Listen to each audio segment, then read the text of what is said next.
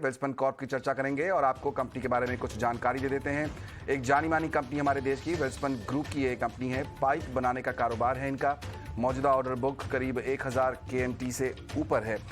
विपुल जी हमारे साथ स्टूडियो में मौजूद हैं। बहुत बहुत स्वागत आपका ईटी नाउ स्वदेश पर।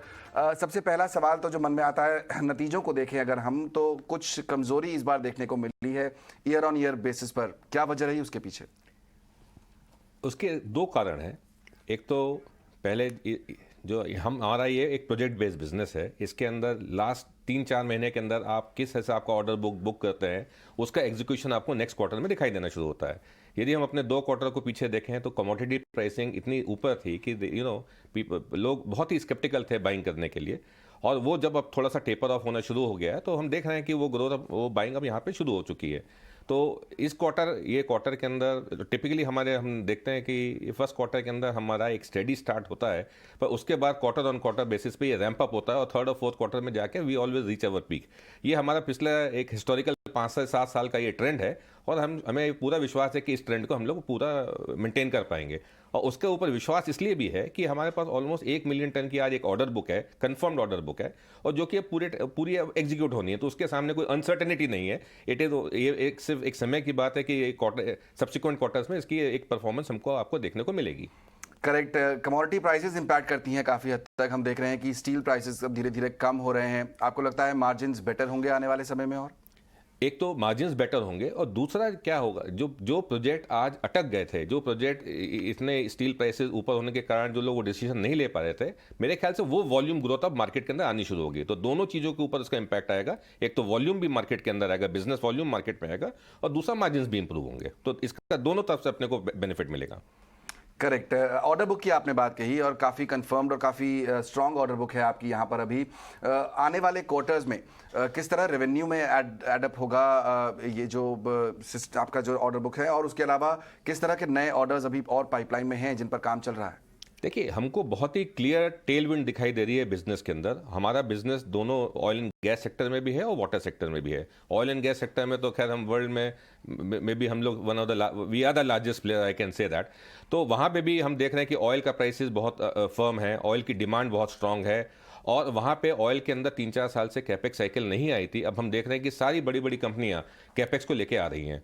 तो इसलिए हमें ऑयल एंड गैस साइड पे तो हमको बहुत ही अच्छा फ्यूचर और बहुत अच्छी ग्लोबल ग्रोथ दिखाई दे रही है, जिसके अंदर उसके अंदर हम एक मेजर पार्टिसिपेंट रहेंगे। और आज ऑर्डर बुक में आप देखें तो 3 लाख टन का जो ऑर्डर बुक है वो हमारे यूएस मार्केट के अंदर ऑर्डर बुक है। ऑलमोस्ट वही 3-3.25 लाख टन का ऑर्डर बुक हमारा सऊदी मार्केट के अंदर है, और बैलेंस इंडिया मार्केट के अंदर है।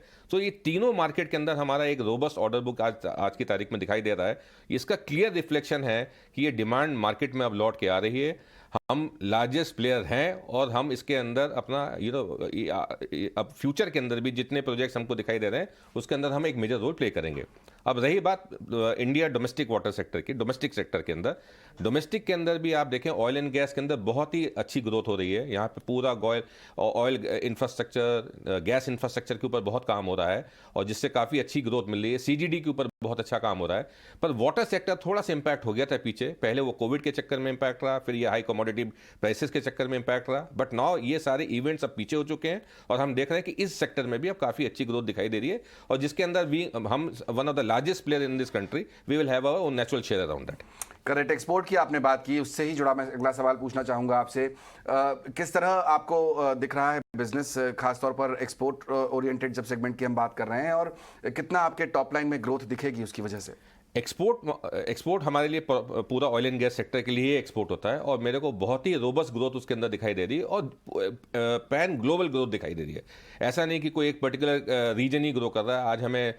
आज जैसे मैंने अमेरिका की बात करी, वहाँ पे भी ग्रोथ दिखाई दे रही है। आज मिडिल ईस्ट के अंदर भी मेरे को ग्रोथ दिखाई दे रही है। लैटिन अमेरिका के अंदर भी काफ़ी सारे प्रोजेक्ट्स हम लोग को दिखाई दे रहे हैं, और साउथ ईस्ट एशिया और ऑस्ट्रेलेशिया रीजन के अंदर जहाँ मैंने बैक टू बैक 3-4 ऑर्डर जीते हैं, वहाँ भी ग्रोथ दिखाई दे रही है। तो ये एक बहुत ही इंकरेजिंग और हेल्दी साइन है।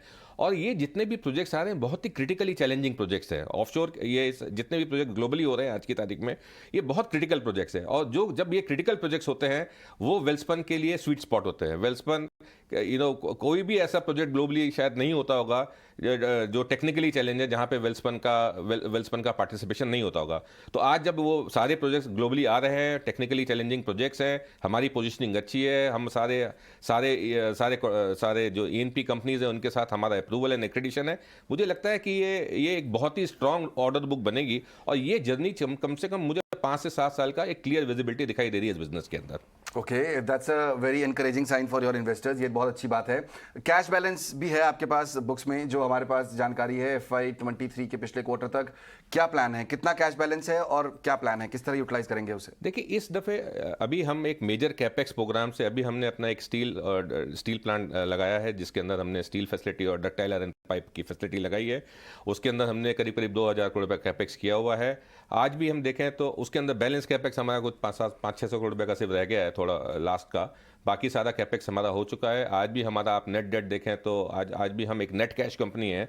थोड़ा चल के ये थोड़ा सा ये हम नेट डेट की तरफ जाएंगे, बट जिस सेगमेंट में हम लोग जा रहे हैं उसके अंदर इतना ज़बरदस्त पोटेंशियल और ग्रोथ हमें दिखाई दे रही है कि ये हो सकता है कि 1-2 क्वार्टर का ये स्ट्रेस हमको दिखाई देगा, but from a future perspective हम लोग अपने को फ्यूचर के लिए पूरी तरीके से रेडी कर रहे हैं। बिल्कुल। एक आखिरी सवाल जो मैं हमेशा पूछता हूं अपने इस खास शो में, कॉर्पोरेट कनेक्शन में, क्योंकि हम चाहते हैं कि निवेशक मैनेजमेंट से समझें पूरी तरीके से, वो ये कि क्या चैलेंजेस अभी आप देख रहे हैं। कमोडिटी प्राइसेस एक चैलेंजेस हैं आपके लिए, इकोनॉमी ग्लोबली, हालांकि आपकी ऑर्डर बुक काफ़ी स्ट्रांग है, लेकिन चर्चा ये है कि रिसेशन की तरफ चल रहा है, यूएस भी, यूरोप भी, भारत में तो खैर ये चर्चा ज़्यादा नहीं है। आपको क्या चैलेंजेस अभी दिख रहे हैं और किस तरह आप मिटिगेट करने का प्लान कर रहे हैं उन्हें? देखिए, चैलेंज एक तो हर रीजन के चैलेंजेस डिफरेंट है। Correct, right. आज इंडिया के चैलेंजेस अपने डिफरेंट हैं। आज आई थिंक गवर्नर ने उसको कुछ लार्ज तरीके से उसको एड्रेस किया है, रिपो रेट में चेंज किया है, पर जिस हिसाब से गवर्नमेंट का इम्पटस आ रहा है इंफ्रास्ट्रक्चर डेवलपमेंट में, राइट, मुझे लगता है कि ये चैलेंजेस शॉर्ट लिव्ड है और ये Indian economy is in not right track, और यहाँ पे उसमें सारे सेक्टर्स के अंदर इंक्लूडिंग अस हमको उसका बेनिफिट मिलेगा। यूएस के अंदर पहले यूएस की इकोनॉमी के हम देखें चैलेंजेस वहाँ पे डिफरेंट है। वहाँ पे वो लोग कोई फॉसिल फ्यूल में इन्वेस्ट करना नहीं चाहते थे, पर अब उनको अब समझ में आ रहा है कि बिना फॉसिल फ्यूल के इन्वेस्टमेंट में हम नहीं सर्वाइव कर सकते हैं। Right. So they have adopted a hybrid policy कि हम अपने ग्रीन रिन्यूएबल के ऊपर भी काम करेंगे और अपना फॉसिल फ्यूल के डेवलपमेंट में भी काम करेंगे। तो उन्होंने भी वो चैलेंजेस थे उसको ओवरकम करने की कोशिश की है। तीसरा चैलेंज आज हमें दिखाई दे रहा है कि जिस हिसाब से यूरोपियन मार्केट के अंदर चीज़ें इमर्ज होकर आ रही हैं, तो वहाँ पे एक चैलेंज भी क्रिएट हो रहा है, उसके सामने एक अपॉर्चुनिटी भी क्रिएट हो रही है। आज यदि यूरोप के एंगल से देखें, वो लोग अपनी एनर्जी नीड्स को उनको फुलफिल करना पड़ेगा, उनको आज रशिया की डिपेंडेंसी से बाहर निकलना पड़ेगा, तो वो उन लोग के लिए चैलेंज है। But companies like us we see a great opportunity in that. So when we talk about challenge, हम चैलेंज के साथ हमेशा अपॉर्चुनिटी को जोड़ के देखते हैं। तो मुझे लगता है कि जब और हम लोग की बेस्ट परफॉर्मेंस तब आई है जब चैलेंजेस ज़्यादा रहे, हमने उस सारे चैलेंजेस को अपॉर्चुनिटी में कन्वर्ट करने की हमारी एबिलिटी है और हम बहुत कॉन्फिडेंट है कि इस दफ़े भी हम उसे कर पाएंगे। चलिए, बहुत बहुत शुक्रिया विपुल जी, समय निकालकर आज ईटी नाउ देश के साथ जुड़ने के लिए। तो थैंक यू। बात बिल्कुल साफ है, यहाँ पर चैलेंजेस जरूर है लेकिन अपॉर्चुनिटीज देखी जा रही हैं उस चैलेंजिंग एनवायरनमेंट में। अगले 5 से 7 साल काफ़ी अच्छे दिखाई दे रहे हैं, स्ट्रॉन्ग ऑर्डर बुक है, तो इसलिए जो अभी तिमाही नतीजे आप देख रहे हैं वो एक शॉर्ट व्यू कहेंगे एक क्वार्टर का, आने वाली तिमाहियों के लिए स्थिति बेहतर ही दिखाई दे रही है।